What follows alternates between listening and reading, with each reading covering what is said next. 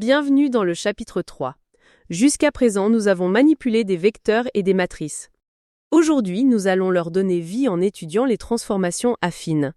Comment déplacer, faire pivoter, déformer et redimensionner des objets dans le plan et dans l'espace 3D pour construire des mondes virtuels. Bienvenue dans le chapitre 3. Jusqu'à présent, nous avons manipulé des vecteurs et des matrices de façon statique. Aujourd'hui, nous allons leur donner vie en étudiant les transformations affines. Ces opérations mathématiques nous permettent de déplacer, faire pivoter, déformer et redimensionner des objets géométriques dans le plan et dans l'espace en 3 dimensions. C'est la base absolue pour construire et animer des mondes virtuels interactifs. Et tout cela s'exprime grâce à une unique matrice de transformation globale. En mathématiques, une translation n'est pas une transformation linéaire, c'est une transformation affine. Une transformation linéaire classique, représentée par une matrice de taille n fois n, laisse toujours l'origine fixe. Si l'on multiplie le vecteur nul par n'importe quelle matrice, le résultat reste inévitablement le vecteur nul. Mais une translation déplace tous les points. Il est donc impossible de la représenter par une simple multiplication matricielle. En mathématiques, une translation n'est pas une transformation linéaire, c'est une transformation affine. Il est donc impossible de la représenter par une simple multiplication matricielle de taille n fois n. La solution géniale de l'informatique graphique, les coordonnées homogènes. En dimension 3, on manipule désormais des vecteurs à 4 dimensions, x, y, z et w. La valeur de cette coordonnée w change tout. Si w égale 1, il s'agit d'un point. Ce point subit la partie linéaire de la transformation et il est affecté par la translation. A l'inverse, si w égale 0, il s'agit d'une direction. Et sur une direction, la translation n'a absolument aucun effet. La matrice de transformation globale prend toujours cette forme élégante par bloc. Elle se décompose en 3 parties distinctes. D'abord une partie supérieure gauche, notée L, qui gère la partie linéaire, c'est-à-dire la rotation et le redimensionnement. Ensuite, une colonne à droite, notée A, dédiée à la partie affine pour gérer la translation. Enfin, la dernière ligne est toujours égale à 0, 0, 0, 1, ce qui garantit le maintien des coordonnées homogènes. Cette structure unifiée permet de combiner n'importe quelle séquence de transformation par de simples multiplications matricielles. Commençons par la transformation la plus intuitive dans le plan en 2 dimensions, la translation. Il s'agit de déplacer un objet, comme notre maison, d'un point à un autre sans le déformer. Ce déplacement est défini par un vecteur de translation, noté grand T, qui contient 2 composantes, T fixe pour le déplacement horizontal et Ty pour le déplacement vertical. Grâce aux coordonnées homogènes vues précédemment, nous pouvons représenter cette opération par une matrice 3 par 3. Cette matrice contient la matrice identité sur sa diagonale et les valeurs T fixe et Ty dans sa dernière colonne. En la multipliant avec les coordonnées d'un point, on obtient sa nouvelle position. Passons maintenant à la rotation. Dans le plan, faire tourner un objet d'un angle θ autour de l'origine nécessite une matrice un peu plus complexe. Cette matrice 3 par 3 mélange les fonctions trigonométriques. La première ligne contient cosinus θ et moins sinus θ, tandis que la deuxième ligne utilise sinus θ et cosinus θ.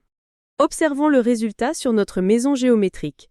Avec une rotation de moins 45 degrés ou moins π sur 4, chaque sommet est recalculé par cette matrice. Un point essentiel à retenir, si l'ordre des translations n'a pas d'importance, pour les rotations et autres transformations, l'ordre de composition des matrices est absolument crucial. Poursuivons avec 2 autres transformations fondamentales dans le plan. Tout d'abord, l'échelonnement, aussi appelé mise à l'échelle. Il s'agit d'une modification de la taille de notre objet. Cette modification peut être non uniforme grâce à des facteurs E fixe et EY placés sur la diagonale de notre matrice. Par exemple, si EX est plus grand que 1, l'objet s'étire horizontalement. Si EY est plus petit que 1, il s'écrase verticalement. Ensuite, le cisaillement. C'est une déformation oblique d'un axe en fonction d'un autre selon un rapport C. L'objet s'incline, comme un jeu de cartes que l'on pousse sur le côté. Lorsque vous enchaînez plusieurs transformations, une question fondamentale se pose. L'ordre a-t-il de l'importance? Si vous combinez 2 translations, l'ordre n'importe pas car l'addition vectorielle est commutative. Mais pour les autres transformations, comme combiner une translation et une rotation, l'ordre est absolument crucial. Imaginons un premier scénario, on tourne d'abord l'objet sur lui-même, puis on le translate. Dans le second scénario, on translate d'abord l'objet, puis on le fait pivoter. L'objet orbite autour de l'origine. Le résultat final est totalement différent. En algèbre linéaire, on dit que la multiplication matricielle n'est pas commutative. A fois B n'est pas égal à B fois A. Voici un petit défi pour vous. Que se passe-t-il si l'on multiplie une matrice de translation par elle-même ou par une autre matrice de translation? Prenons quelques secondes pour y réfléchir. Visuellement, imaginons deux déplacements successifs. Si on effectue la multiplication algébrique de leurs matrices respectives, la partie linéaire reste la matrice identité. Le résultat, les vecteurs de translation s'additionnent tout simplement. Appliquer deux translations revient à faire un seul déplacement avec la somme des vecteurs. C'est une propriété très pratique qui permet d'optimiser les calculs dans le moteur graphique. Passons maintenant à la dimension supérieure. Dans l'espace en 3 dimensions, tout se généralise en utilisant des matrices de taille 4 par 4. Pour orienter un objet dans cet espace, une méthode classique consiste à utiliser les angles d'Euler. Il décompose toute orientation en 3 rotations successives. Ces 3 rotations correspondent aux axes principaux de notre objet. Tout d'abord, la rotation autour de l'axe longitudinal, que l'on appelle le roulis ou angle alpha. Ensuite, la rotation autour de l'axe transversal, appelé le tangage ou angle bêta. Et enfin, la rotation autour de l'axe vertical, connu sous le nom de lacet ou angle gamma. La matrice globale est simplement la combinaison des matrices R fixe, RY et RZ. Pour les rotations dans l'espace en 3 dimensions, il existe une excellente alternative aux angles d'Euler. Au lieu de combiner 3 rotations sur les axes principaux, nous pouvons utiliser la méthode axe et angle. Le principe est de définir un axe de rotation arbitraire, appelé vecteur unitaire U. Ensuite, l'objet pivote simplement autour de cet axe selon un angle précis, l'angle θ. Cette méthode directe est souvent beaucoup plus robuste pour animer des objets car elle évite les blocages complexes. En pratique, avec la bibliothèque GLM très utilisée avec OpenGL, on ne construit plus ces matrices 4 par 4 à la main. Cette bibliothèque nous fournit des fonctions très intuitives pour appliquer nos transformations directement dans le code. Pour déplacer un objet, on utilise glemTranslate en lui passant la matrice initiale et le vecteur de translation. Pour le faire pivoter, on appelle glemRotate en spécifiant l'angle en radiens et l'axe de rotation unitaire. Enfin, la fonction glemScale permet de redimensionner l'objet en appliquant des facteurs d'échelle sur les 3 axes. Retenez la règle d'or de la composition des transformations pour positionner un objet. L'ordre des opérations est absolument crucial. On applique d'abord l'échelonnement, grand S pour définir sa taille, puis la rotation, grand R pour l'orienter, et enfin la translation, grand T, pour le placer à sa position finale. La matrice globale, grand M, s'écrit donc T fois R fois S.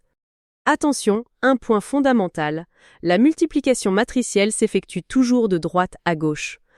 Le vecteur initial est d'abord transformé par S, puis par R et enfin par T. Terminons par un cas concret très classique, souvent demandé en examen, l'exercice numéro 6. Le problème est le suivant. Nous voulons redimensionner un objet situé dans notre scène virtuelle. Cependant, comme nous l'avons vu, la matrice d'échelonnement standard effectue toujours cette opération par rapport à l'origine du repère, de coordonnées 0, 0. Si notre objet est situé loin de l'origine, appliquer cette matrice directement va avoir un effet de levier indésirable.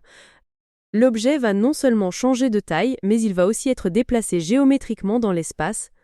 La question est donc, comment isoler cet effet pour redimensionner l'objet sur place, uniquement par rapport à son propre centre grand C? Commençons la résolution de l'exercice. Notre objectif est de redimensionner cet objet par rapport à son propre centre C, et non par rapport à l'origine.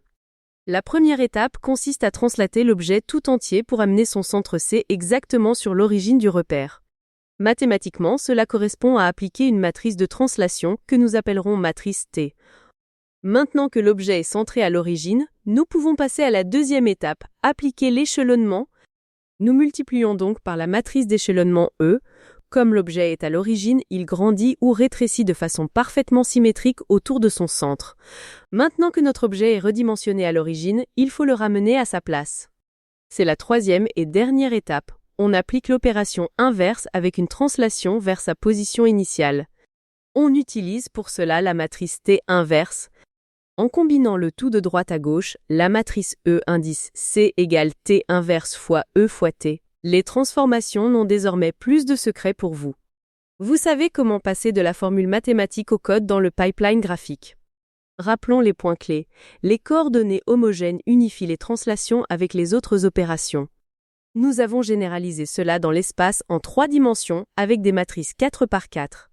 Et la règle d'or pour l'ordre de composition, échelle, rotation, puis translation. Rendez-vous au chapitre 4 pour aborder la projection et la caméra.